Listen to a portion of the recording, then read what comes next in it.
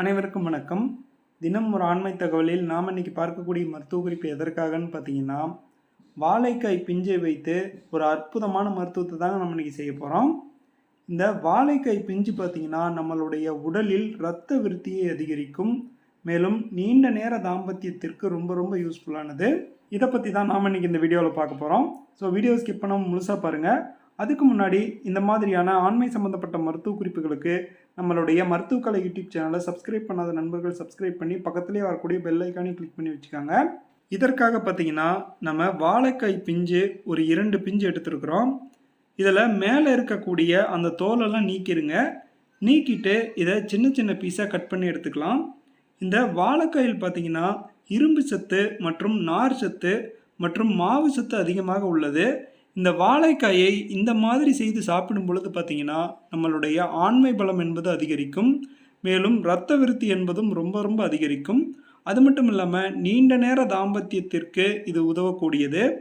இதில் இருக்கக்கூடிய அந்த துவர்ப்புத்தன்மையானது நம்மளுடைய விந்தணுக்களை இறுகச் செய்து விந்தணுக்களை சீக்கிரம் வெளியேற விடாது. மேலும் இது பார்த்தீங்கன்னா வாயு தொல்லை இருக்கிறவங்க மட்டும் சாப்பிட வேண்டாம், மற்றபடி எல்லாருமே சாப்பிடலாம். மேலும் இந்த வாழைக்காயை பார்த்தீங்கன்னா நம்மளுடைய நரம்பு மண்டலங்களை பலப்படுத்தக்கூடிய ஆற்றல் கொண்டது. மேலும் நம்மளுடைய எலும்புகளுக்கும் அதிக பலத்தை தரக்கூடியது. சர்க்கரை வியாதி உள்ளவர்களும் இந்த வாழைக்காய் பிஞ்சை கட்டாயம் எடுத்துக்கலாம். சர்க்கரை வியாதியை முழுமையாக கட்டுப்படுத்தும்.